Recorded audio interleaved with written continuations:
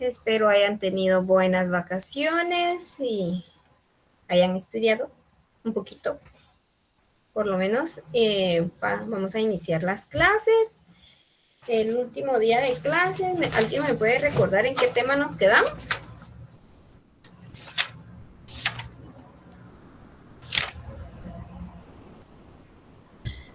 Terminamos los medios de prueba en particular. En particular. Ajá.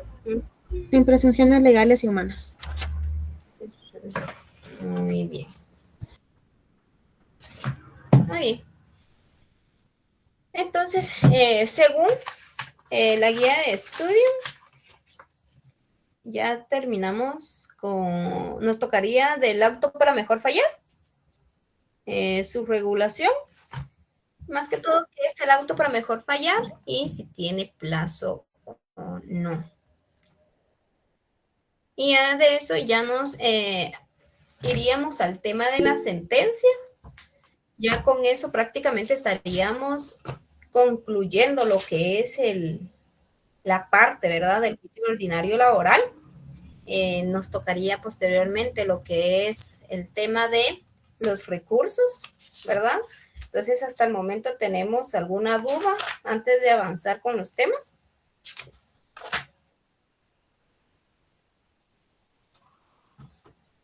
¿No? Muy bien.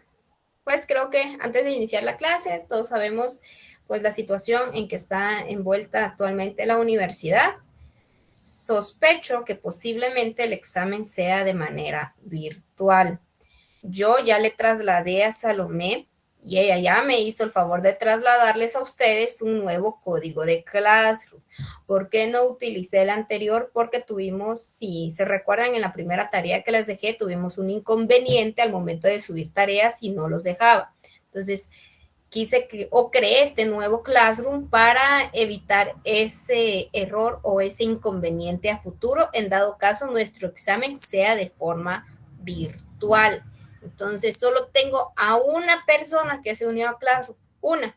Entonces, si el examen es virtual, yo en ese Classroom voy a subir los exámenes, no lo voy a subir a ningún otro. Así que únanse a ese Classroom, se los estoy diciendo de una vez. ¿Alguna duda?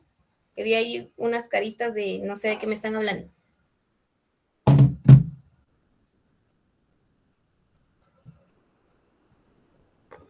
¿Nadie? ¿Todos? Ya, espero. Ahora ya tengo a 67. Rápidos.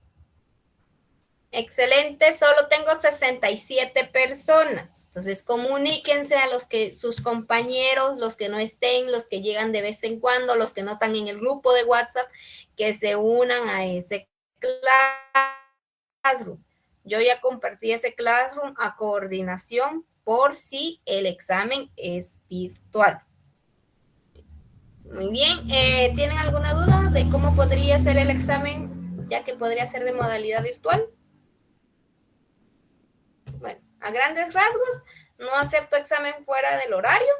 Les voy a dar el horario de una hora, hora y media. Va a ser tal vez un poquito extenso, pero no va a ser tan complicado. O sea, no van a tener que escribir tanto. O voy a procurar que no sea de esa manera. Las respuestas en esta ocasión, si están incompletas, está mal.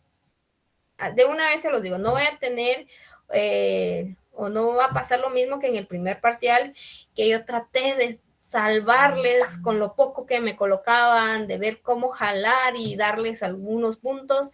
No, en esta ocasión no. Si su respuesta está incompleta, automáticamente es nula o incorrecta. Letra legible, por favor, lo más legible posible. Si no tienen letras legibles y se les dificulta, hagan caligrafía. Porque yo no voy a estar adivinando qué me escriben. Tengo algunos compañeros que sí me costó en el examen, en el primer parcial, entonces en este sí necesito letra legible, por favor. Y coloquen bien su número de carnet, porque hubieron 2 o 3 personas que no colocaron bien su número de carnet y tuve que buscarlo por nombres. Entonces, como les digo, yo no me guío tanto por el nombre, sino por el número de carnet al momento de ingresar notas. Confunden todavía su número de carnet, entonces cuidado con eso. Entonces, iniciemos la clase. El auto para mejor fallar es una parte del proceso o del juicio ordinario laboral.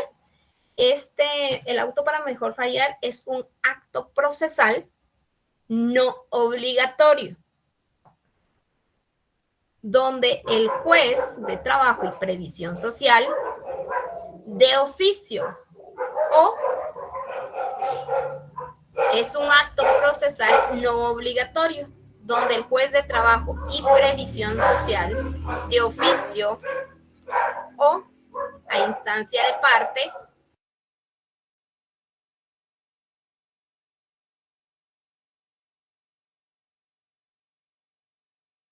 y por una sola vez procede a diligenciar medios de prueba pertinentes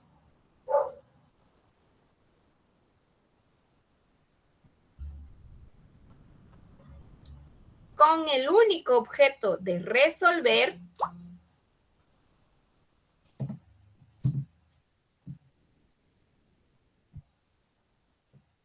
cuestiones dudosas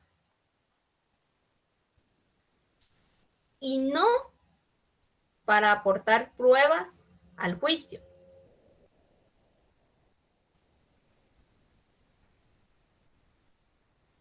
Y así resolver de una forma o de una mejor manera.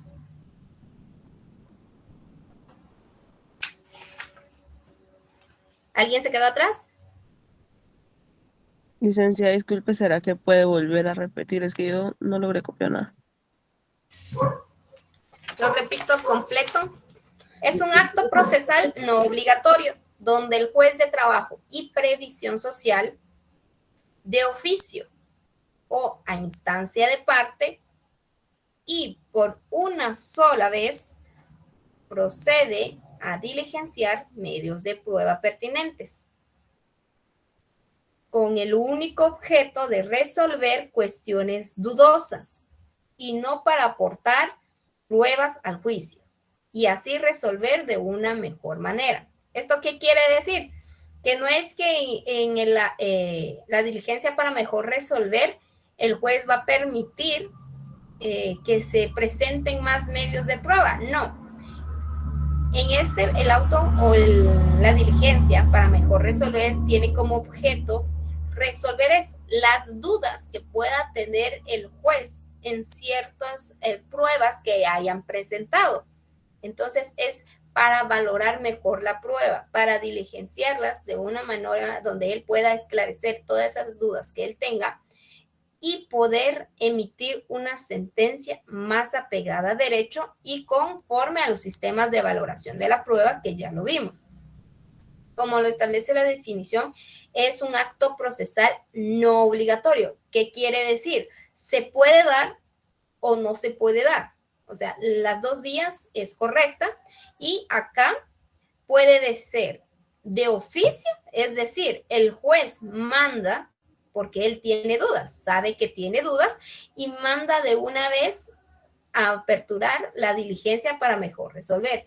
Pero también lo puede solicitar alguna de las partes para que el juez valore, o si él cree que no lo valoró o no tuvo el tiempo suficiente para valorar correctamente un medio de prueba, él solicita el acto para la diligencia para mejor resolver para que lo pueda valorar de una mejor manera y pueda emitir una sentencia pegada a derecho.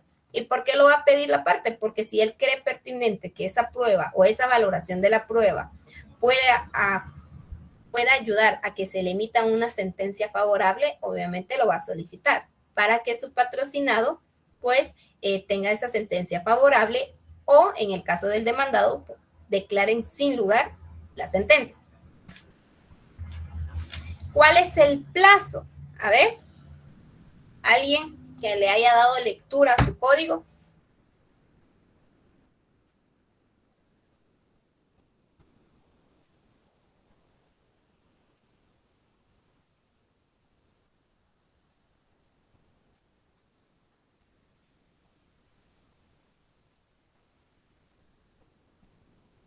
Nadie. no han leído su código. Disculpe, licenciada. Ujú. El encabezado, ¿cuál era el nombre? Disculpe. Diligencia para mejor resolver. Gracias.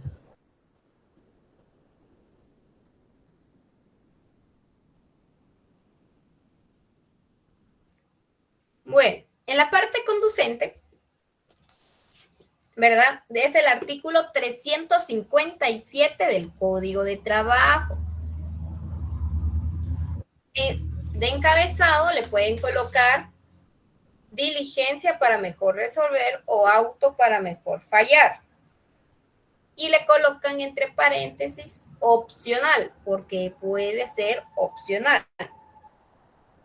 Entonces, leamos mejor de completo para que veamos que todo lo que establecimos pues tiene un marco legal. Artículo 357, los tribunales de trabajo y previsión social tienen la facultad para practicar de oficio o a instancia de parte legítima por una sola vez antes de dictar sentencia y para mejor proveer cualquier diligencia de prueba pertinente. Decretar que traiga a la vista cualquier documento o actuación que crean conveniente u ordenar la práctica de cualquier reconocimiento o avalúo que estimen indispensable. La práctica de estas diligencias únicamente tendrán por objeto, ahí tenemos el objeto, aclarar situaciones dudosas y en ningún caso deberán recibir para aportar pruebas a las partes del juicio. La parte de conducente en cuanto al plazo. Deberán practicarse dentro de un término que no exceda de 10 días. Lo marcan con su color de plazo, en el cual se señalará audiencia o audiencias que sean necesarias con citación de las partes. Y aquí cabe mencionar, contra las resoluciones para mejor fallar o contra las que la denieguen, no se admitirá recurso alguno. ¿Eso qué quiere decir? No podemos plantear un recurso de apelación, de nulidad, de revocatoria, de reposición, ni apelación. Contra lo resuelto en el auto para mejor fallar, no cabe recurso alguno. Entonces, ¿cuál es el plazo? Plazo de 10 días, fundamento legal, artículo 354, es el mismo fundamento legal para la diligencia para mejor fallar o auto para mejor fallar. Entonces, si yo les pregunto en el examen, ¿cuál es el fundamento legal para la diligencia para mejor fallar? Artículo 57 del Código de Trabajo. Si me van a poner fundamento legal, tiene que ir de qué cuerpo legal me están colocando.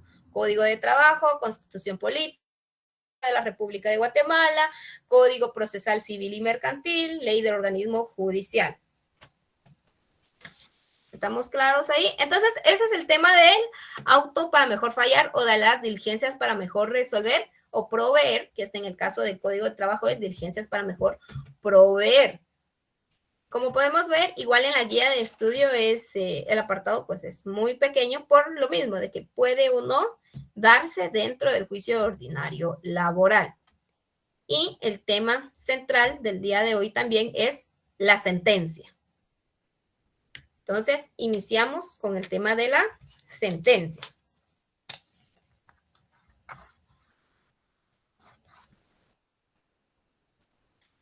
El fundamento legal de la sentencia está desde el artículo 358 hasta el artículo 364 del Código de Trabajo.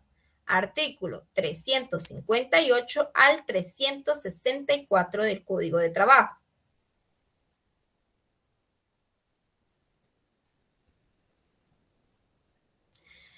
Antes de continuar... Disculpe, licenciada, ¿qué artículos dijo? No le escuché, se me trabó. 364.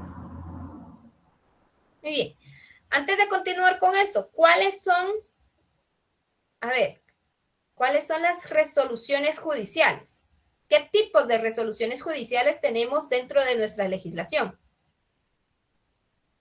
Esto es derecho, teoría del proceso. Decretos, autos y sentencias. Fundamento legal, Fátima, muy bien. Artículos 141 y 142 de la LOG, licenciada. Lea el artículo conducente. Ahorita voy, licenciada.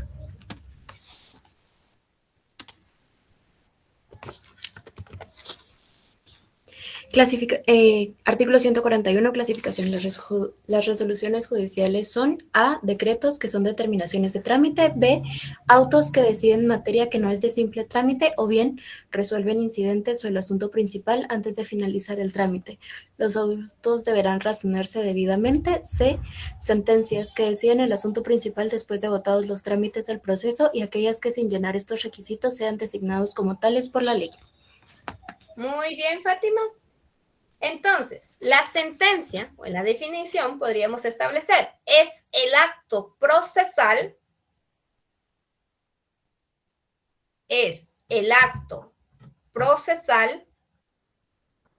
propio del juez de trabajo y previsión social.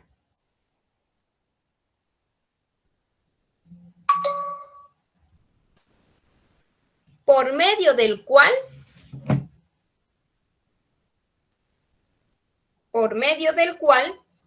le pone fin al trámite del proceso.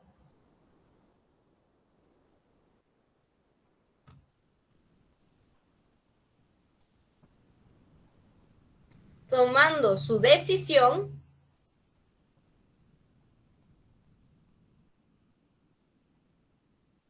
en relación a las pretensiones de las partes.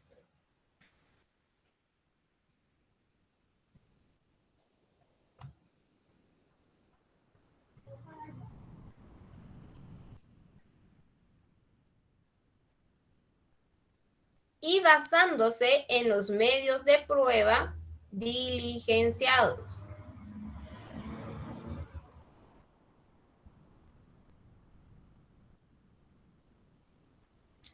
En el asunto que fue objeto de su conocimiento.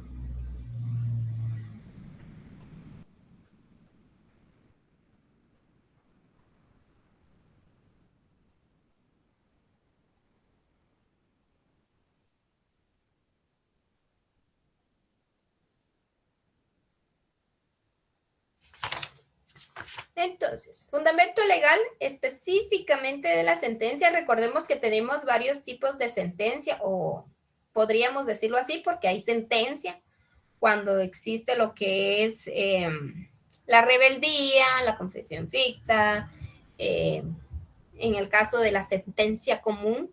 Entonces, en el artículo 359 del Código de Trabajo establece: recibidas las pruebas y dentro de un término no menor de 5 días, ni mayor de 10 días, el juez dictará la sentencia. Implica responsabilidad para el juez no haber dictado su fallo dentro del término de 10 días antes indicado. Es decir, aquí el legislador dejó una responsabilidad al juez, que el juez dentro del plazo establecido debe de dictar sentencia. De no hacerlo, incurre en responsabilidad. Entonces ahí tenemos el tema del plazo genérico, podríamos decirle así, de la sentencia. ¿Cuál es el plazo? ¿Podría repetir qué artículo dijo, por favor? 359, Jennifer. Vamos a estar entre el 358 al 364 en el tema de la sentencia.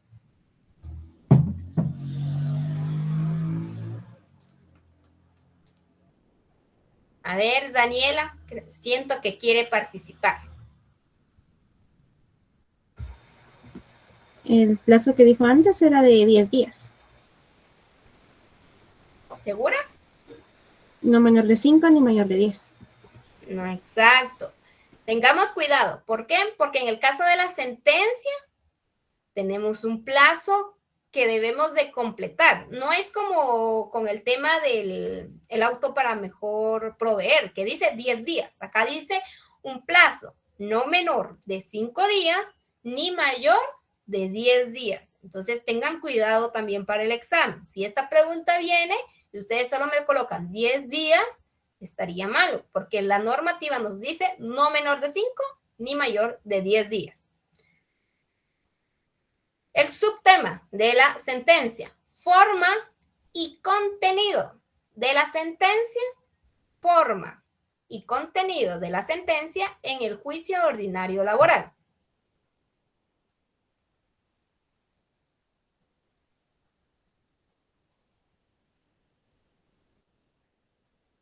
Fátima, ¿puede darle lectura al artículo 147 de la Ley del Organismo Judicial?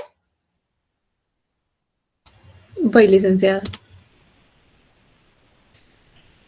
Artículo 147. Redacción. Las sentencias se redactarán expresando a. Nombre completo, razón social o denominación y domicilio de los litigantes, en su caso de las personas que los hubiesen representado y el nombre de los abogados de cada parte. B. Clase y tipo de proceso y el objeto sobre el que versó en relación a los hechos. C. Se consignarán en párrafos separados resúmenes sobre el memorial de demanda, su contestación, la reconvención, las excepciones impuestas y los hechos que se hubieran sujetado a prueba. D. Las consideraciones de derecho que harán mérito del valor de las pruebas rendidas y de las cuales los hechos sujetos a discusión se estiman probados, se expondrán asimismo las doctrinas fundamentales de derecho y principios que sean aplicables al caso y se analizarán las leyes en que se apoyen los razonamientos en que descanse la sentencia. E. La parte resolutiva que contendrá decisiones expresas y precisas congruentes con el objeto del proceso. Muy bien, Fátima, muchas gracias. Al igual que la demanda, tiene partes que la ley nos establece. Entonces, ¿cuál es o cómo lo vamos a dividir doctrinalmente? Y posteriormente ustedes le colocan el fundamento legal de cada una de estas partes. De una vez, la normativa, la ley del organismo judicial, nos establece qué debe de contener como mínimo la sentencia. Entonces, podemos establecer que la sentencia se divide en 5 partes. Primera parte, el encabezamiento.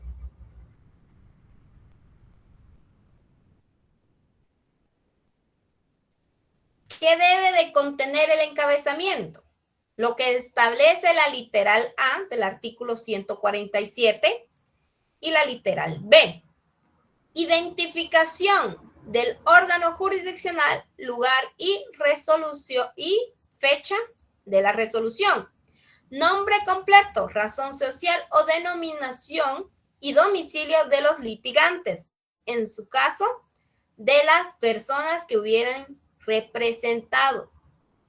Nombre de los abogados de cada parte. Y el artículo 147, literal B, clase y tipo de proceso y el objeto sobre el que versó en relación de los hechos. Eso debe de tener mínimo el encabezamiento de una sentencia. Entonces, tengan cuidado, empiecen a ver estructuras de sentencias de primera instancia de un juicio ordinario laboral. Puede venir en su examen. Si ustedes se aprenden qué debe de contener como mínimo, que es lo que establece la normativa en la literal A y B, no les debe de costar en cuanto a redacción. Entonces, pero para que se den una idea, empiecen a ver ejemplos de sentencias. Yo estoy buscando, pues, poderles conseguir por lo menos 3 expedientes completos de juicios ordinarios laborales para que podamos ver cómo están estructurados y ustedes puedan tener un conocimiento o por lo menos conocer digitalmente cómo se conforma un expediente del juicio ordinario. Cuando lo tenga, pues lo vamos a presentar en clase. Ahora bien, la segunda parte de la sentencia, parte expositiva.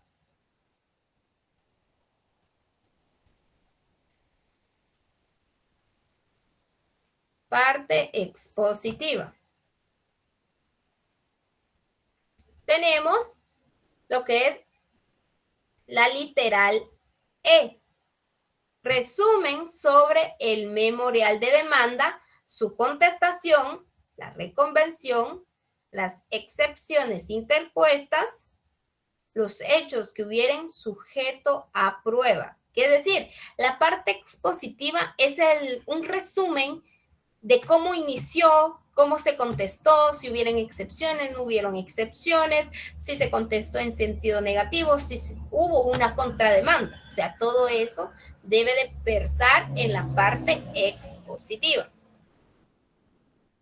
La tercera parte, parte considerativa. Parte considerativa.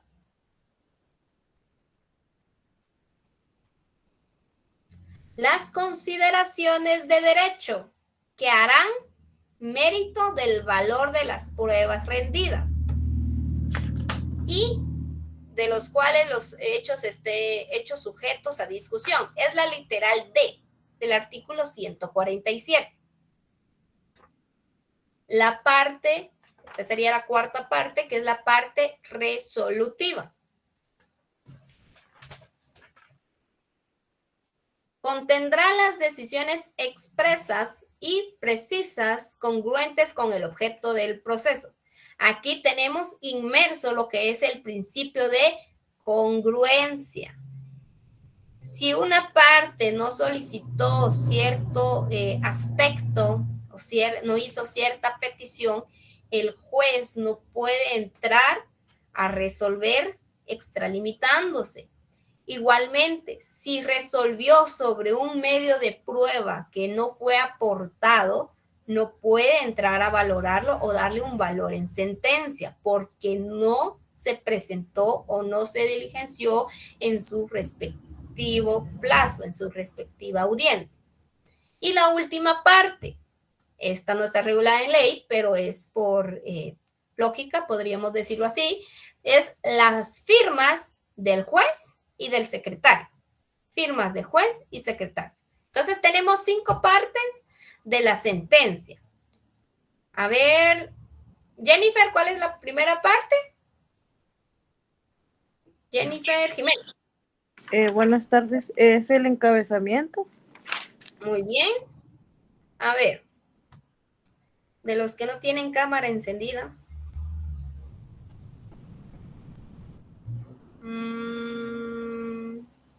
José Andrés.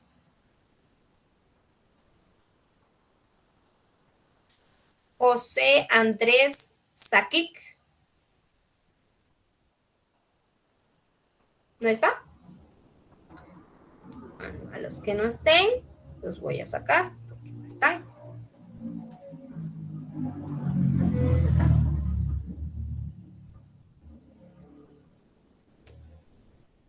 ¿Está? Muy bien.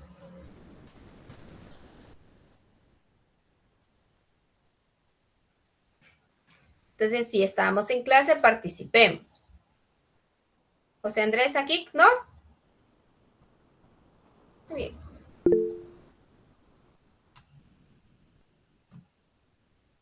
Dígame, Jennifer. Una pregunta para la parte resolutiva, no dio fundamento.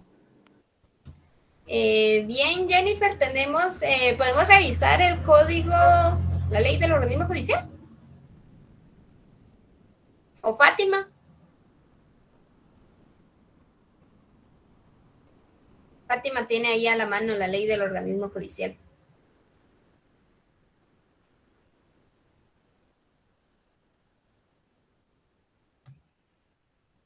Vamos a tener que quitar de la llamada a Fátima también. Perdón, Linda, se me fue el internet un segundo, disculpe.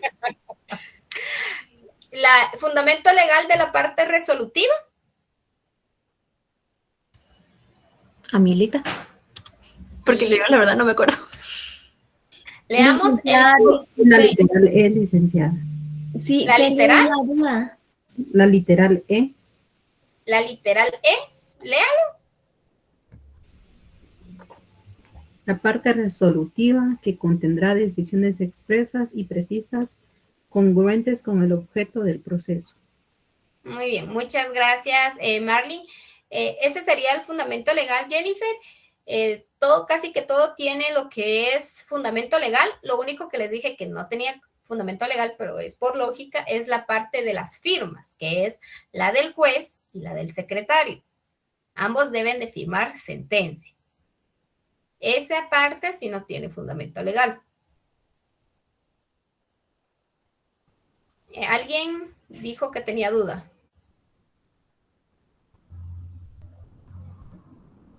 Licenciada, disculpe, entonces, ¿cuál es lo de la parte resolutiva? ¿Cuál es el fundamento?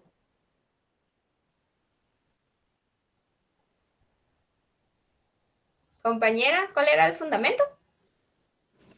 Es la literal E del artículo 147 de la ley del organismo judicial. Muy bien, Jennifer. El fundamento legal, tanto del encabezamiento, la parte, el resumen, la parte expositiva, la parte considerativa y la parte resolutiva, se encuentra regulada en el artículo 147. Por eso les decía que tienen que buscar ya modelos de sentencias, busquen modelos y empiecen y hagamos el mismo ejercicio que hicimos con el tema de la demanda.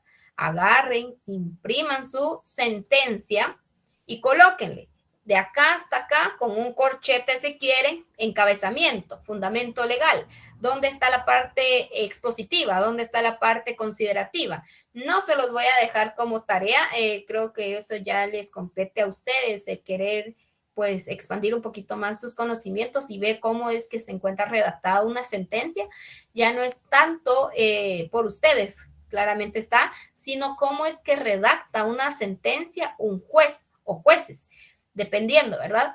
Entonces, léanlo. Muchas veces podemos ver cómo es el criterio de un juez a través de su sentencia. ¿Alguien más tiene alguna duda con las partes de la sentencia?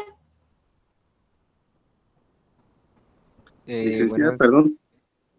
Buenas tardes. A ver, primero, no sé quién habló primero, pero don Giovanni y después Javier. Buenas tardes, licenciada. Buenas tardes. Sí, donde van las firmas del juez y el secretario, si es necesario, digamos, la del secretario para validar la sentencia. Sí, es necesario. Si miramos los modelos, siempre va emparejada la firma del secretario para dar veracidad y certeza al documento. Muchas gracias. Javier. Sí, licenciada, disculpe, solo para confirmar, yo tenía apuntado que la parte expositiva era la literal E, entonces la parte resolutiva y la parte expositiva es el mismo fundamento. Vamos a ver, yo creo que era la C, disculpen. ¿Pueden leerme cuál o buscarme el fundamento legal de la parte expositiva, que son los resúmenes del memorial? Es que no tengo en la mano mi ley del organismo judicial. Es la C. Literal C. Entonces, corrijamos. Muy bien, muchas gracias. No sé si fue Fátima o alguien más, pero muchas gracias. Entonces, fundamento legal del encabezamiento es la literal A y B. La parte expositiva es la literal C. La parte considerativa, la D. La parte resolutiva, la E. Lo que no tiene fundamento, podríamos decirlo así, es el tema de las firmas.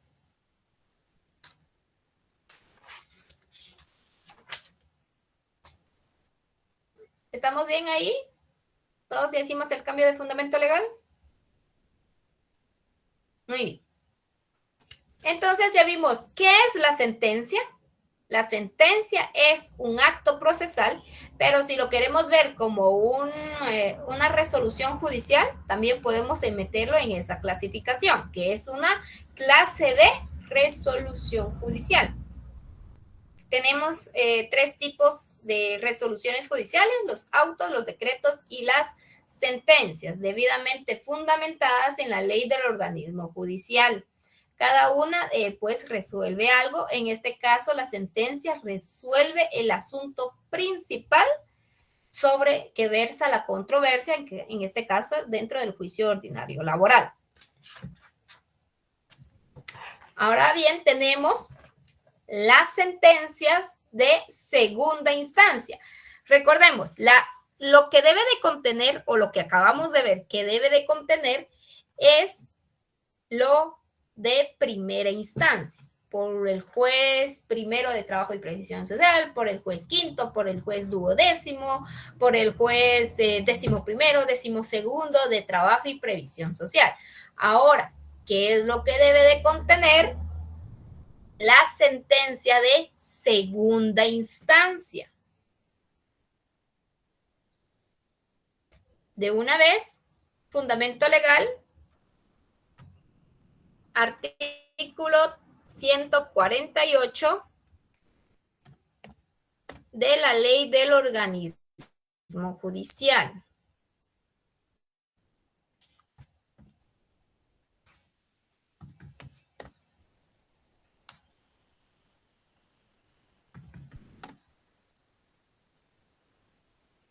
Y el artículo 148 nos establece lo siguiente. Las sentencias de segunda instancia contendrán un resumen de la sentencia recurrida, rectificándose los hechos que hayan sido relacionados con inexactitud, los puntos que hayan sido objeto del proceso o respecto a los cuales hubieran controversia, el extracto de las pruebas aportadas y de las alegaciones de las partes contendientes, la relación precisa de los extremos impugnados en la sentencia recurrida con las consideraciones de derecho invocadas en la impugnación, el estudio hecho por el tribunal de todas las leyes invocadas, haciendo el análisis de las conclusiones en las que fundamenta su resolución, señalando cuanto confirma, modifica o revoca la sentencia recurrida. Si podemos ver, el artículo 148 no es como el 147, que nos da un desplegado preciso, como en la demanda, ¿verdad?, que debe de contener, sino que acá todo está en un solo párrafo prácticamente, de qué es lo que debe de contener la sentencia de segunda instancia. Recordemos que en segunda instancia no estamos peleando el asunto, estamos peleando o no, estamos apelando lo que resolvió el juez de primera instancia, la sentencia en sí. Es decir, si a mí me declararon con lugar la sentencia de primera instancia y la parte demandada obviamente no va a estar de acuerdo, él va a apelar la decisión del juez, la que dejó plasmada en la sentencia, para que no se quede con visto favorable para mí, sino que revoque esa sentencia. O, ¿qué puede pasar? De que la parte demandada acepta ciertas partes, pero dice que hay ciertas inconsistencias que no debieron de haber pasado. Ejemplo, de que el juez no se haya pronunciado si el tema de las vacaciones no pagadas hubiese sido de 6 años y él no esclareció o no estableció que solo es de 5 años. Entonces podemos apelar esa parte, la parte que para mí no es congruente y no es aceptable, para que en segunda instancia me declaren con lugar la modificación de la sentencia de primera instancia y solo dejen por 5 años las vacaciones no gozadas, para que estas versen en el auto de liquidación. ¿Por qué? Porque si no, el auto de liquidación va a versar sobre los 6 años. Entonces, si podemos corregirlo o podemos solicitarlo, lo podemos hacer en segunda instancia. ¿Alguna duda? ¿Y en qué plazo podemos solicitar? A ver, compañeros, ¿en qué plazo creen ustedes que podemos solicitar en segunda instancia?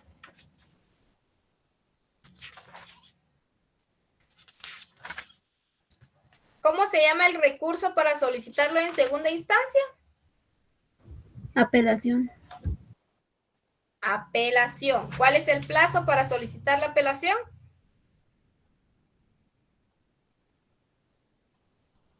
¿Quién dijo apelación? 24 horas. ¿Segura? Fundamento legal. Artículo 365 del Código de Trabajo. ¿Qué párrafo?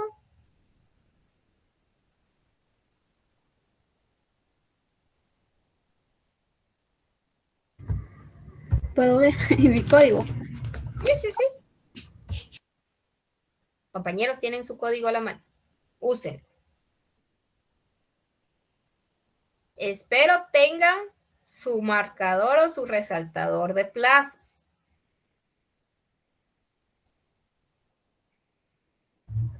En el tercer párrafo. Lea el tercer párrafo.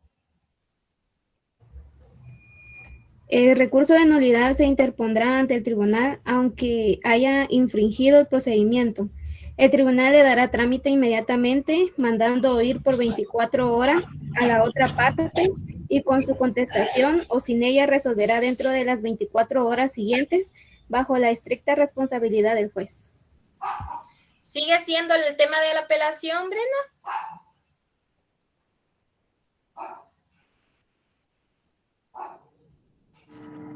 Licenciada. Es del recurso de nulidad. Veamos cómo empieza el tercer párrafo. El recurso de nulidad se interpondrá ante el tribunal que haya infringido el procedimiento. O sea, el tribunal no cumplió el procedimiento y le interpusieron un recurso de nulidad. Ese sí se entra a conocer dentro de 3 días, se da audiencia por 24 horas y se resuelve en 24 horas. En el siguiente, pues la siguiente clase, ya sea que sea el día viernes o la siguiente semana, depende cómo estemos con el calendario de exámenes, vamos a ver el tema de los recursos. ¿Por qué? Porque, como les había explicado, hay 2 o 3 tipos de apelaciones en el Código de Trabajo, así como 2 recursos de revocatoria, hay unos 2 o 3 recursos de nulidad. Entonces tenemos que tener mucho cuidado con qué plazo estamos estableciendo. Sí es cierto, en este caso sí es un poquito contradictorio porque tal vez se lo hubiera aceptado si me hubiese dicho vamos a ver, el quinto párrafo que nos habla del recurso de apelación, pero ese es contra lo resuelto en un recurso. ¿Dónde tenemos el plazo para la interposición del recurso de apelación para llevarlo a segunda instancia? Si es el artículo 365, no, disculpen, sí, 365, pero es en la literal B. Dice, de apelación, que deberá interponerse dentro de tercero día de notificado el fallo. ¿De qué fallo nos está hablando ahí? De la sentencia.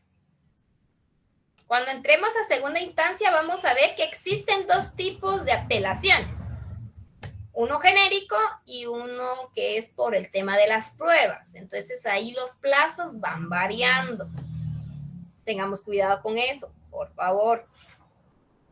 Pero muy bien, Brenda, no estamos lejos, estamos en el artículo 365, estamos bien. Leamos muy bien el artículo 365 porque ahí tenemos tanto el tema de los recursos como también tenemos otros aspectos de la sentencia. Entonces, leámoslo muy bien.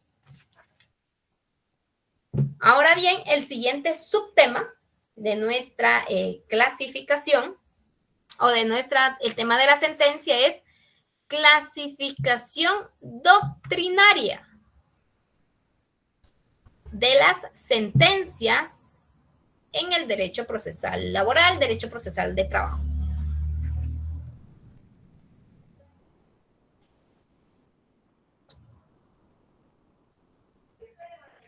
Tenemos en esta clasificación doctrinaria 5 clasificaciones. Recordemos que esto es doctrina, entonces, por el tema de los fundamentos. Primera clasificación, desestimatorias o absolutorias.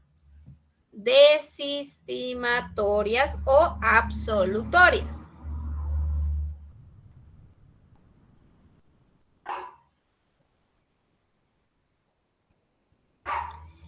es aquella clase de sentencia,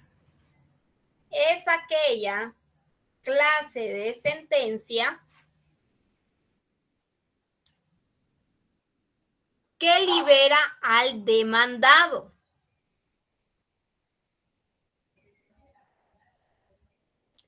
Del cumplimiento de una determinada obligación invocada por el actor. Nuevamente, es aquella clase de sentencia que libera al demandado del cumplimiento de una determinada obligación invocada por el actor. ¿Esto qué quiere decir? Si lo queremos ver desde la parte del actor, nos declararon sin lugar nuestra petición. Desestimaron o absolvieron al demandado para el cumplimiento de lo que estábamos reclamando. Ejemplo, el pago de una indemnización, el pago de las vacaciones. Entonces lo liberaron al demandado. Liberaron al demandado de cumplir con ese tipo de obligación.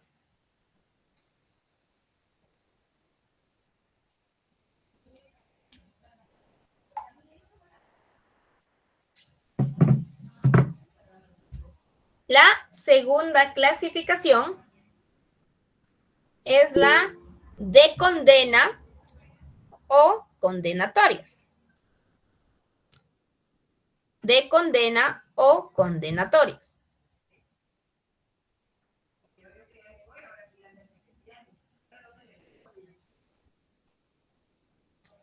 Es aquella clase de sentencia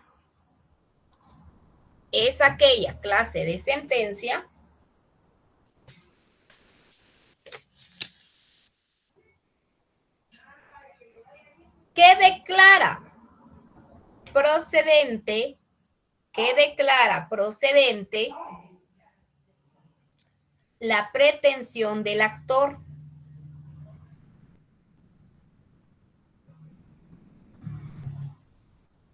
Imponiendo u obligando al demandado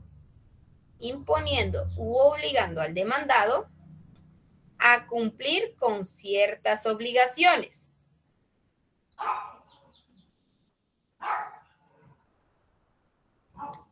Es aquella clase de sentencia que declara procedente la pretensión del actor imponiendo u obligando al demandado a cumplir con ciertas obligaciones.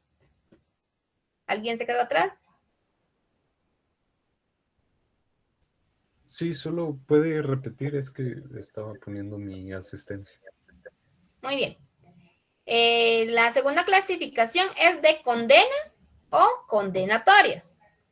Es aquella clase de sentencia que declara procedente la pretensión del actor, imponiendo u obligando al demandado a cumplir con ciertas obligaciones.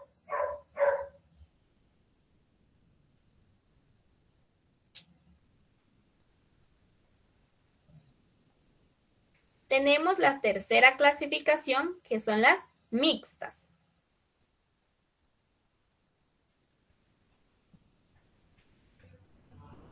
Es la clase de sentencia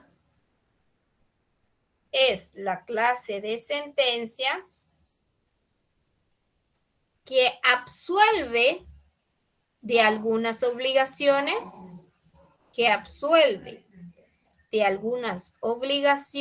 al demandado, pero lo condena al cumplimiento de otras obligaciones.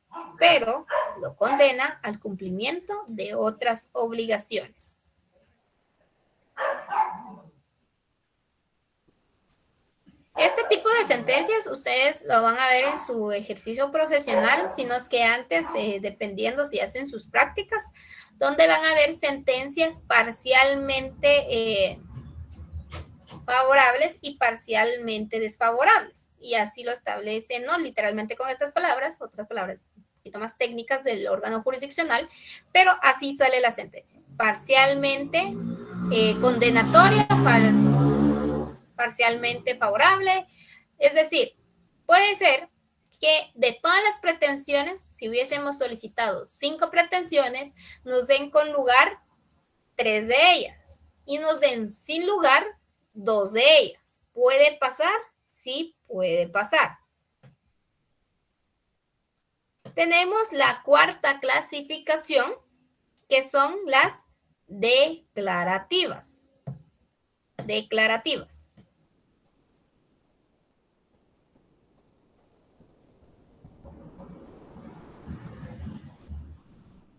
Es la que no contiene una condena y solo declara un derecho o una situación jurídica. Es la que no contiene una condena y solo declara un derecho o una situación jurídica. Ejemplo, una demanda post-mortem. Esto sí les va a quedar como ejercicio. Necesito que me investiguen por lo menos 3 ejemplos de sentencias que entren en la clasificación de declarativas.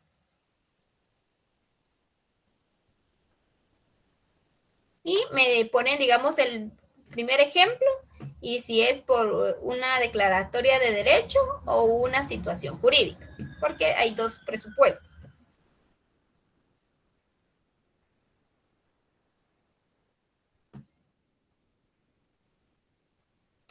Y la quinta clasificación tenemos la sentencia ejecutoriada.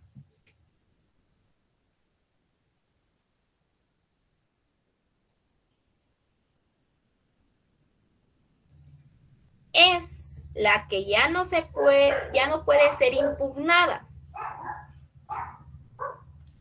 por ningún recurso, en virtud de haber pasado el tiempo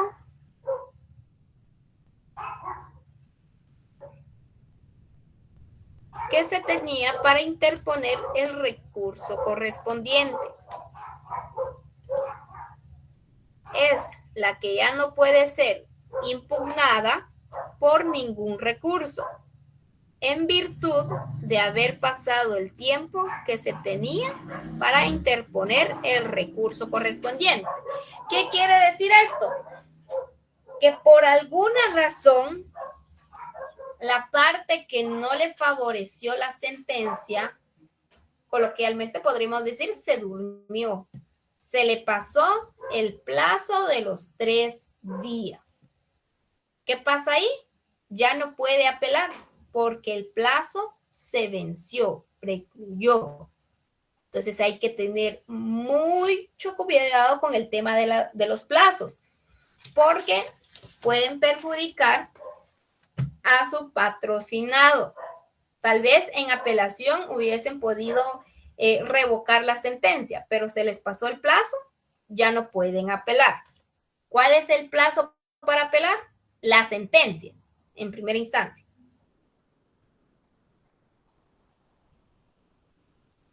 3 días.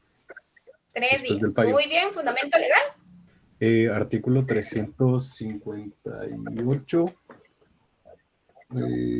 No, 365 del Código de Trabajo, literal B.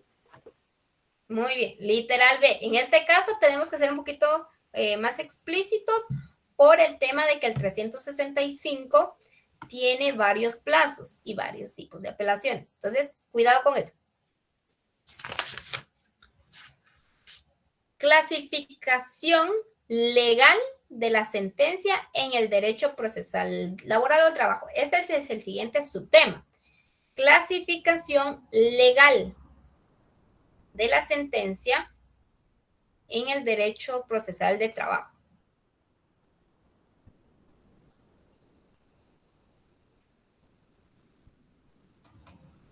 ¿Cómo dijo? Disculpe.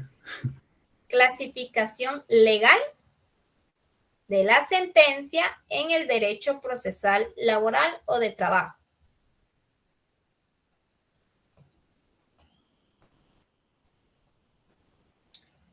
Por eso les decía que tenemos varios tipos de plazos en cuanto a la sentencia, porque hay diferentes tipos de sentencia dependiendo de la situación o circunstancia en que se dé.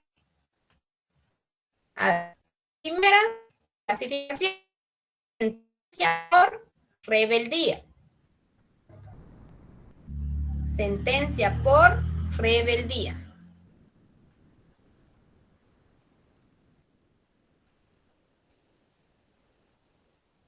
Es la que se dicta.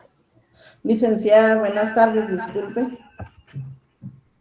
Sí, dígame, Yesenia.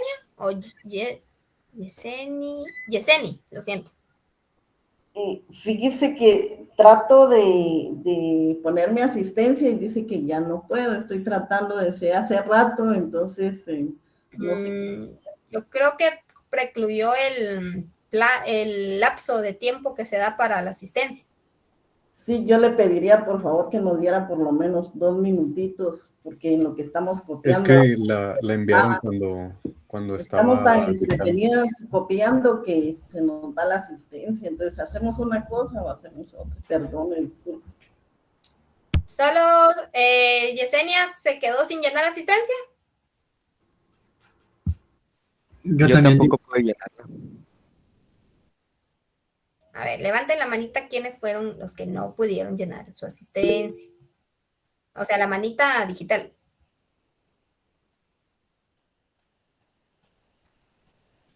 Vamos a ver, tenemos a 6, según yo, solo tengo 6. Permítanme. No la vayan a bajar. 8 tengo.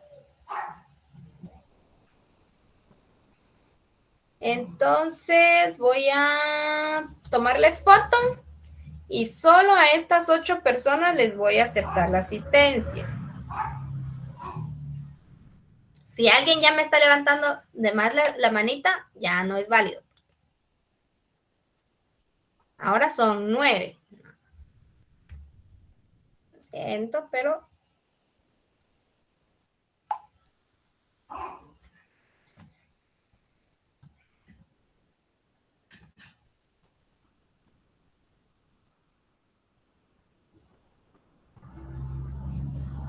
Solo a esas 9 personas voy a hablar con Salomé para que vea el tema de la asistencia. Pueden bajar su mano.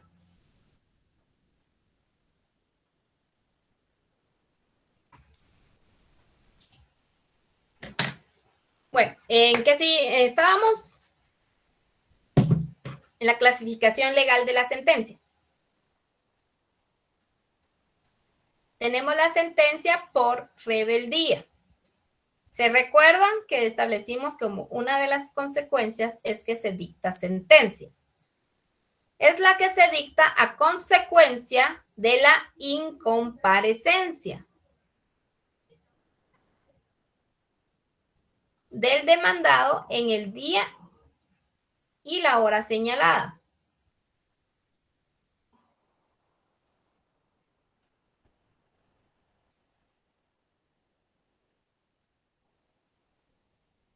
Para la primera comparecencia a juicio ordinario laboral.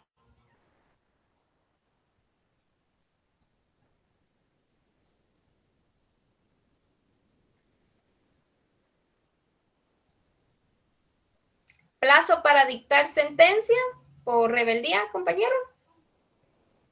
Ese plazo yo ya se los di.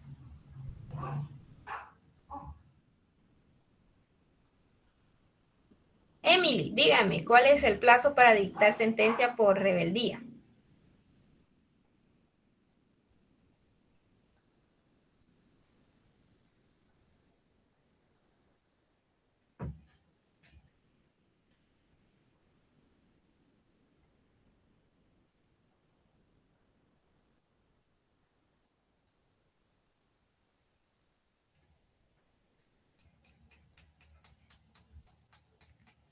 A ver, Emily.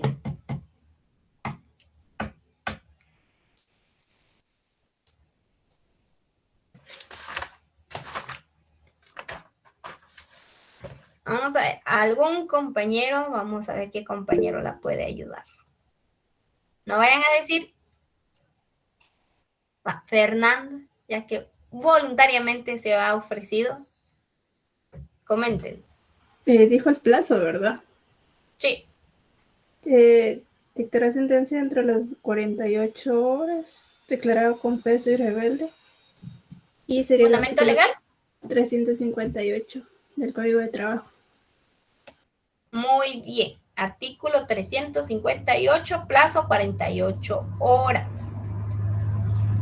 Entonces, estamos viendo el tema de la sentencia. El tema de la sentencia está desde el artículo 358 hasta el artículo 364 del Código de Trabajo. Entonces, para que tengamos un buen manejo de código, recordemos de qué fundamento legal inicia y cuándo concluye. Así buscamos en ese apartado y no, digamos, nos retardamos tanto buscando en otra parte del código. Muy bien. La segunda clasificación es la sentencia por confesión ficta. A ver, recordemos que no es lo mismo la rebeldía que la confesión ficta. ¿Qué es la confesión ficta? A ver, Daniel Orlando Beteta. ¿Qué es la confesión ficta?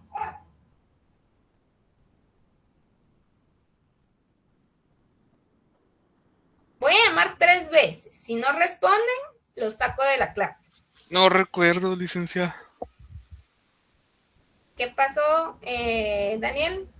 Eso No. viene, es tema de examen.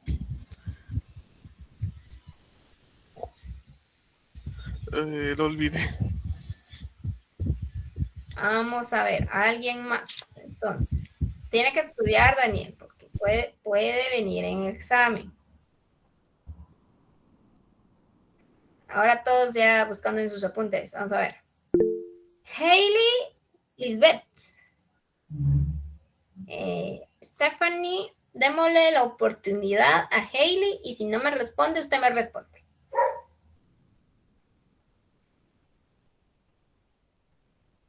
O según... ¿Hailey? Sí. Su cámara no la tiene encendida o no se mira nada. En serio, no, sí la tengo. Déjame ver. Ahorita.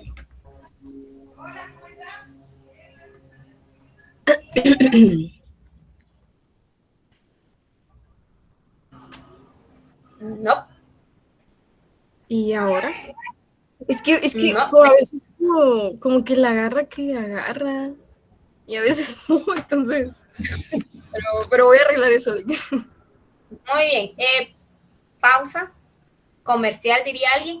Para el examen, si es virtual, arreglen el tema de las cámaras. Tengamos en cuenta el factor clima. Puede irse la luz, puede llover, puede pasar muchas cosas. Así que tengan su plan de respaldo para subir su examen. Se los estoy diciendo de una vez, para que ese día no me digan, se me fue el wifi, algo pasó, no pude subir el examen a tiempo. Se los estoy diciendo, busquen su plan B para subir su examen. Bueno, Hailey, ¿cuándo es confesión ficta? ¿O qué es la confesión ficta? Confesión ficta. Confesión ficta. Ay, me perdí. Déjame ver. Bueno, Hailey, ¿cuáles son las actitudes o la clasificación de las actitudes del demandado en la primera comparecencia?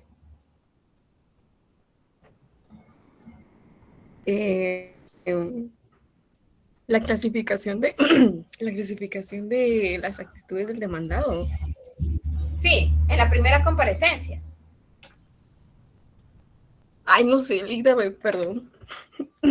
No, Hailey, o sea, son dos preguntas diferentes.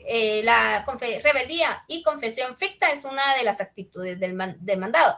Entonces, son dos. Le voy a hacer otra pregunta. Si no, es para que se autocalifique y veamos cómo estamos ya para el examen. Si yo mal no recuerdo, o lo programan para la siguiente semana o a mediados de la siguiente, pero les queda muy poco tiempo para ya estar estudiando. ¿Qué es la rebeldía, Hailey?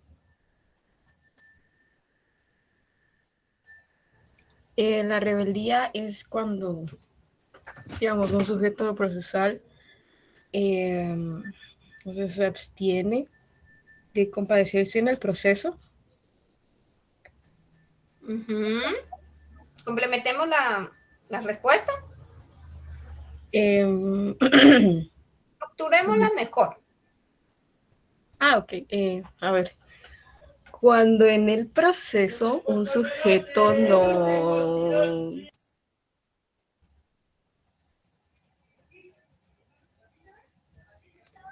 Cuando en el proceso...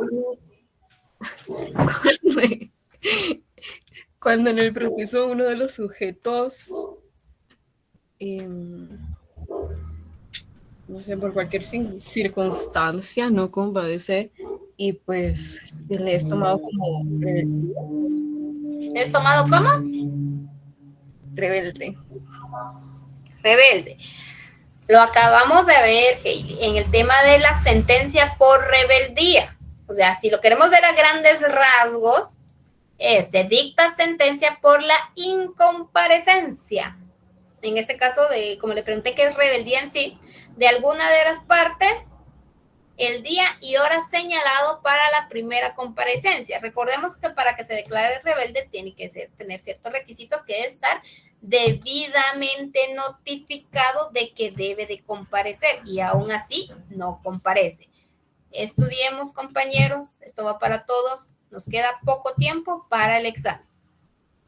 Entonces, sentencia por confesión ficta es la que se dicta a consecuencia de la incomparecencia del demandado en el día y hora señalado para la primera comparecencia. Si lo queremos ver, es casi igual a la rebeldía. Por haber dejado de prestar confesión judicial. ¿Podría repetir desde el inicio? Es lo mismo, Jennifer. Copiamos desde el tema de la rebeldía hasta primera comparecencia del juicio ordinario laboral y lo continuamos por haber dejado de prestar confesión judicial. Para que copien así con comillas, para que no lo vuelvan a copiar todo. Ese mismo día, no obstante de haber sido citado para ello. Entonces, ¿qué es la confesión ficta? ¿O por qué se da la sentencia a consecuencia de la confesión ficta? ¿Qué quiere decir? Nos citaron, pero no solo nos citaron a comparecer. Willy, Javier. Dígame. Sí, disculpe, es que me quedé atrás, me quedé donde usted dijo por haber dejado de prestar. ¿Podría repetirlo, por favor? Por haber dejado de prestar confesión judicial. Ese mismo día, no obstante de haber sido citado para ello. No obstante de haber sido citado para ello. Como decía, la confesión ficta se da cuando la parte actora presentó o solicitó el medio de prueba de confesión judicial, que es la declaración de las partes en el ámbito civil. Y no solo se le apercibió de acudir, sino también se le dijo que ese mismo día iba a prestar confesión judicial y no compareció. O sea, aparte de rebelde, se le declaró confeso. He ahí por qué se dicta sentencia. A ver, ¿alguien más para la siguiente pregunta? José Javier Palacios.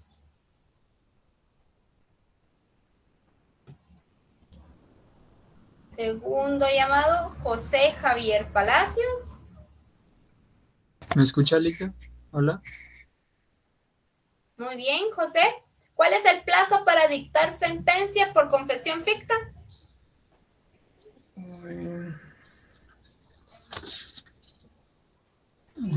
Ujú. Por resolución ficta. Uf.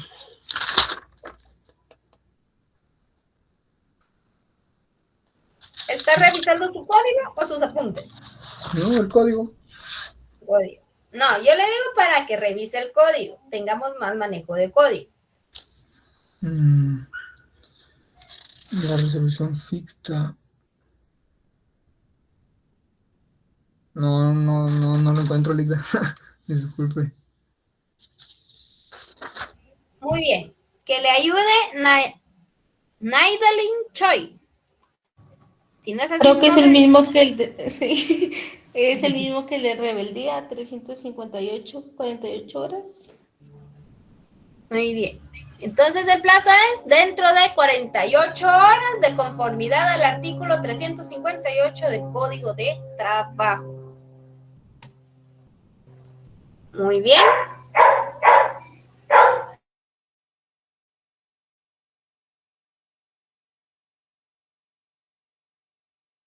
Tercera clasificación. Sentencia. Licenciada, perdón. Dígame, don Giovanni. Me quedó duda en cuanto a la diferencia que hay entre la rebeldía y la Confesión ficta. Sí, sí. O sea, ¿cuál es Sí. la realmente? Porque casi es lo mismo, ¿no? Casi, pero no. Es decir, la rebeldía es no comparecer al juicio. Si lo queremos ver a grosso modo, es no comparecer a pesar de que ya nos notificaron. O sea, nos dicen, usted tiene una demanda o está siendo sujeto de una demanda de juicio ordinario laboral por declaración de relación laboral con Juan Pérez. Y usted es el demandado. Le dicen en la primera resolución, le señalan día y hora para que usted comparezca y presente sus medios de prueba, si va a contestar en sentido afirmativo, sentido negativo, si va a interponer alguna excepción. Eso es lo que a usted le dicen o es la facultad que le dan y su derecho de defensa al momento de darle esa primera resolución para que usted comparezca. ¿Qué pasa? Usted no compareció. Usted, a pesar, puede haber muchos motivos. Puede ser que se haya enfermado y tenemos el tema de la excusa por enfermedad, pero digamos que no, ni eso. Simplemente a usted lo malaconsejaron y decidió no ir. Entonces, ¿qué pasa? El juez va a dictar sentencia y prácticamente todo lo que está diciendo la parte actora lo va a tener hasta cierto punto como verídico, porque usted no está contradiciendo esa demanda. Ahora bien, la confesión ficta, que es, aparte de que no compareció, el actor, como medio de prueba inicial, estableció que usted prestara confesión judicial de un pliego de posiciones que él ya tenía preparado, pero usted no compareció. Es decir, que todo lo que él le iba a preguntar, usted le está declarando en sentido afirmativo. Es decir, la rebeldía es solo no comparecer, pero la rebeldía y confesión ficta, que es una actitud del demandado, es que es a través de un medio de prueba que es la confesión judicial. Puede sonar casi igual, pero la diferencia es que uno tiene un medio de prueba y el otro no. No sé si le aclaré, don Giovanni. Sí, ahora sí, licenciada. Muchas gracias. Muy bien. ¿Alguien más tiene duda antes de avanzar? Dígame, Brenda. Licenciada, una pregunta. Entonces, a como que la confesión judicial, o sea, a este se le llama la confesión ficta. No, confesión judicial es el medio de prueba. Confesión ficta es por no llegar y no prestar esta confesión. Entonces se le denomina como, digamos, la parte contraria a la confesión ficta es la de la confesión judicial es la confesión ficta. Podríamos decirle como la parte negativa, si lo queremos saber de estos dos lados. Ya. Gracias. Jennifer, Creo que levantó la mano, no sé, no estoy segura. ¿O Javier? No, licenciada, se me pasó. Muy bien. ¿Javier? Entonces la confesión ficta es prácticamente, o no necesariamente tiene que ser por el demandado que se le acuse por confesión ficta. O sea, puede ser alguna persona X que se le llamó para dar confesión. No persona X. O Veamos un tercero, qué es un tercero. un tercero. Digamos un testigo, pero no. Podemos ver qué es la confesión judicial, que fue el tema anterior. A ver, Javier, en sus apuntes, ¿qué tiene que es confesión judicial? Como medio de prueba en particular. Híjole.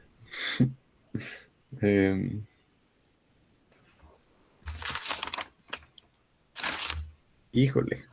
No lo encuentro. Creo que no lo apunté. ¿Qué pasó ahí?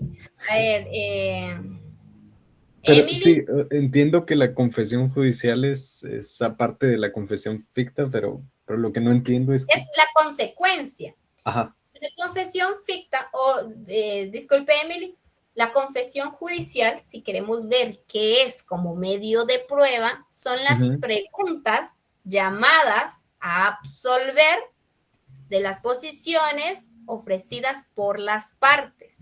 Ajá. Es decir, ¿usted quién va a prestar confesión judicial? ¿O el actor o el demandado? El actor, si quiere que el demandado preste confesión ficta, su abogado defensor va a preparar un pliego de oposiciones, que ese pliego son pliegos de preguntas, es un listado de preguntas que le va a hacer. ¿Qué le puede preguntar ahí? Digamos que no existiera contrato por escrito. Señor demandado Juan Pérez, usted como parte demandada declara si es cierto o no que existió una relación laboral, ¿sí o no?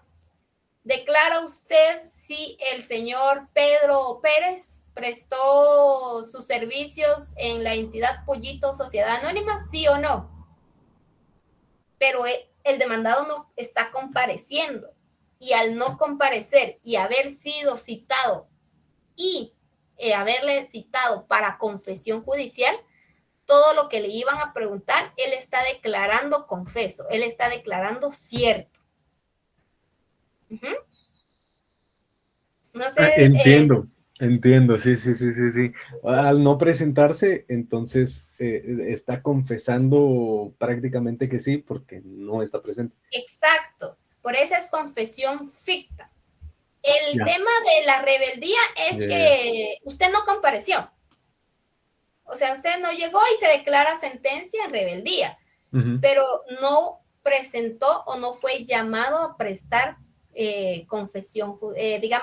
declaración judicial. A eso usted en la primera comparecencia o en su notificación de la primera resolución no fue llamado a prestar ese medio de prueba o a solventar ese medio de prueba. Solamente lo citaron. Y al no comparecer en alguna de esas confesiones, o sea, se le declara tanto como confesión ficta como en rebeldía. Sí, ¿por qué? Porque en la resolución o en la primera resolución, en esa notificación, el juez le puede decir, se le notifica comparecer a la audiencia el día 9 de abril de 2026 a las 10 horas. Se le apercibe que de no comparecer se continuará bajo rebeldía. Se le apercibe de concurrir a la audiencia con sus respectivos medios de prueba. Se le apercibe y los apercibimientos que haga. Es decir, ahí es solo lo están apercibiendo de que comparezca, y que no comparecer no quiere decir que se suspenda la audiencia. Ahí le están diciendo que se va a continuar la audiencia, pero bajo declaración de rebeldía. Ahora bien, si en su primera resolución le establece, se le cita a el 9 de abril de 2026 a las 10 de la noche para que comparezca y preste confesión judicial sobre las posiciones de la parte actora. se la percibe de concurrir, se la percibe de no concurrir, de continuar en rebeldía y declaración de confesión ficta o confeso. Recordemos que tenemos las consecuencias de una de las actitudes del demandado en la primera comparecencia, que es de la confesión ficta. ¿Cuál es una de las consecuencias? El juez dictará sentencia dentro de 48 horas, declarando rebelde y confeso. Y tenemos el fundamento legal. Eso está dentro de las actitudes del demandado. Por eso sí necesito que estén estudiando constantemente, porque todo va entrelazado. Muy bien. No sé, Javier, ¿estamos ahí? Sí, completamente. Ahora sí. Muy bien. Y antes de que iniciara con la explicación, una compañera levantó la mano. ¿No? Sí, fui yo, pero veo para decir que eran lo de la confesión judicial, pero ya no. Muy bien, muchas gracias, Emily. Entonces, continuemos con, creo que estábamos en la tercera clasificación, que es la contestación, la sentencia por contestación en sentido afirmativo de la demanda. Sentencia por contestación en sentido afirmativo de la demanda. Recordemos que existe una actitud del demandado que es que va amarrada con esta.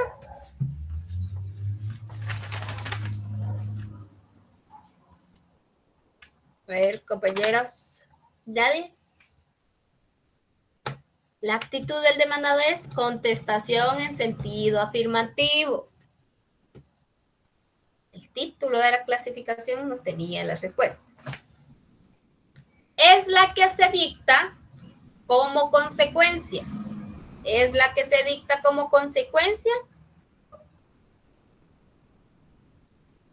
que el demandado ha aceptado los hechos.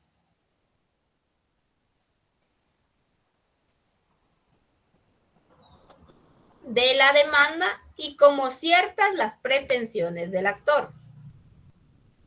Lo repito nuevamente, es la que se dicta como consecuencia de que el demandado ha aceptado los hechos de la demanda y como ciertas las pretensiones del actor.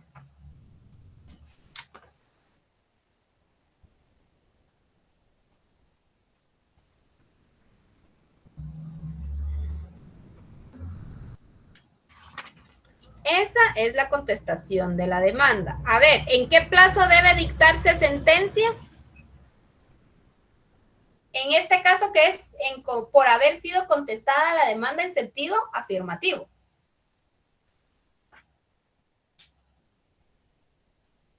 Si estudiaron las actitudes del demandado, me saben el plazo.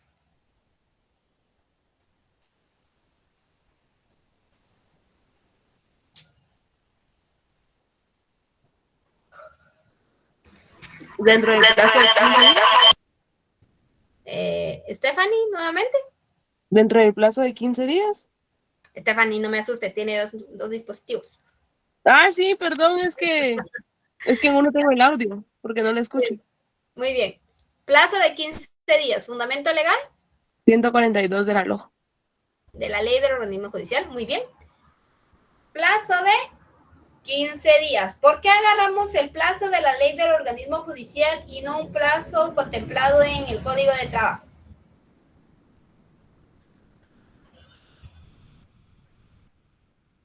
Compañeros. Por ser un juicio ordinario. Sí, pero ¿por qué no un plazo del Código de Trabajo y por qué agarramos la ley del organismo judicial?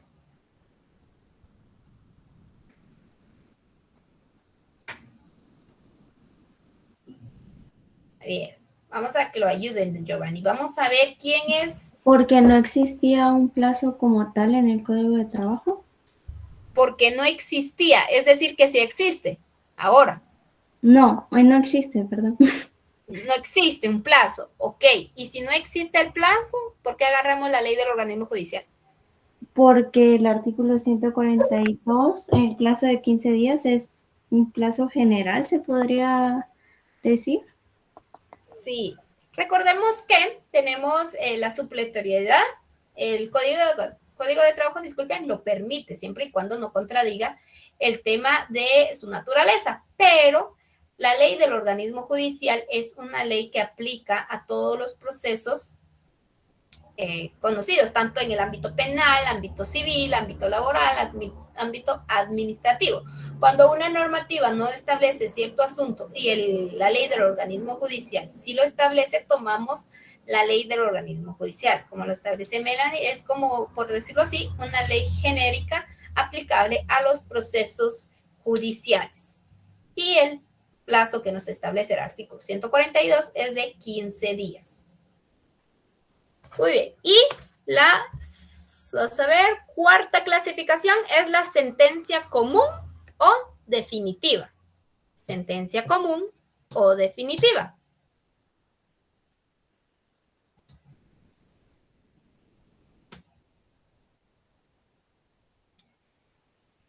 Es aquella que se dicta después de todo el trámite del proceso, condenando o absolviendo al demandado. Condenando o absolviendo al demandado. ¿Plazo para dictar este tipo de sentencia, compañeros? ¿Puedes repetir? Disculpe. Sí, es aquella que se dicta después de todo el trámite del proceso, condenando o absolviendo al demandado.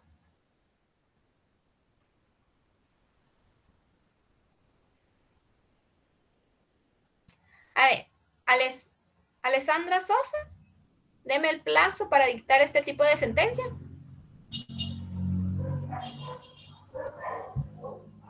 Alessandra. Permítame buscar, licenciada.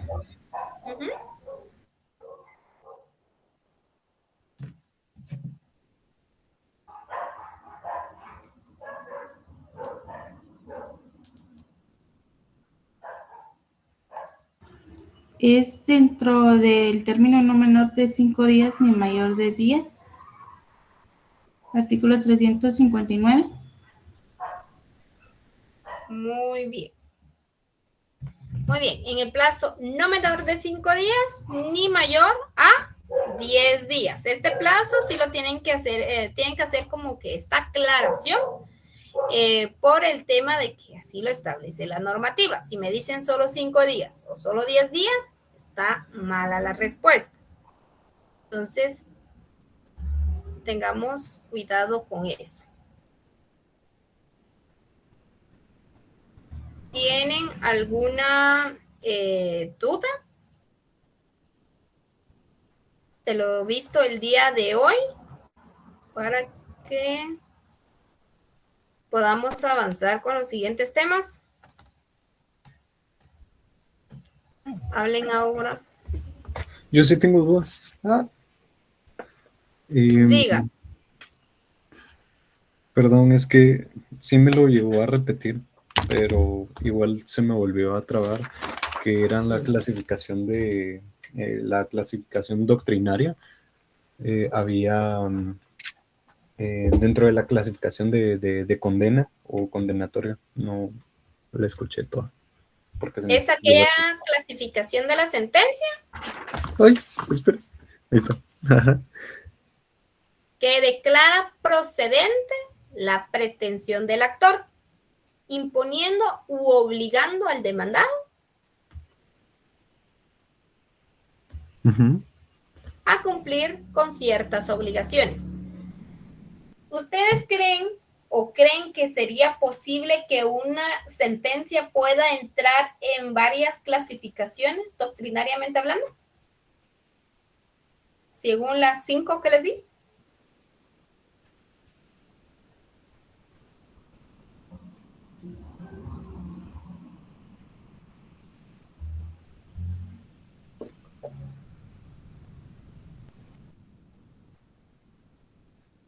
A ver. Pablo Daniel. Sí, Hernández. entra. ¿Por qué? Licenciado, buenas tardes. O sea, aunque la clasificación es, digamos, como que la teoría, entra, digamos, como en la desestimatoria. Ahí podría entrar la de sentencia común definitiva. ¿O no? Pablo, vamos a ver, completemos esa respuesta. Pablo, Licenciado, buenas tardes. que una sentencia, ejemplo, que agarremos ahorita de Google un memorial o una sentencia de primera instancia. ¿Usted cree que esa sentencia o ese modelo que encontremos puede ser clasificada en varias clasificaciones o puede ser solo en una? Yo diría que sí existen sentencias, por así decirlo, que encuadran en diferentes clasificaciones, diría yo como la mixta, por ejemplo, donde se está reconociendo la existencia de un derecho, pero también se está absolviendo. Sí, tendríamos la mixta, pero ejemplo que no fuera mixta, que nos declararon con lugar. ¿Esta puede ser solo condenatoria o absolutoria? Sí, porque no estaría faltando al principio de no contradicción, o sea, no puede ser culpable e inocente. O sea, no sé, yo lo relacionaría con Ajá, de esa manera, muy bien, es respetable. ¿Alguien más que crea que podría entrar o no podría entrar?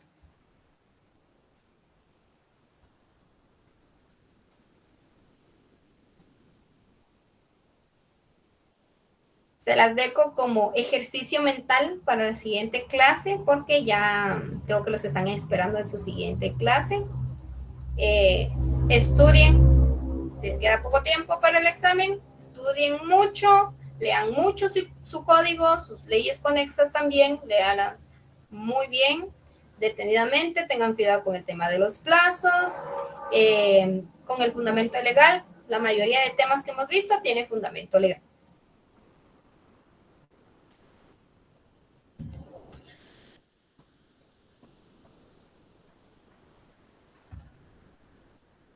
Entonces, nos vemos el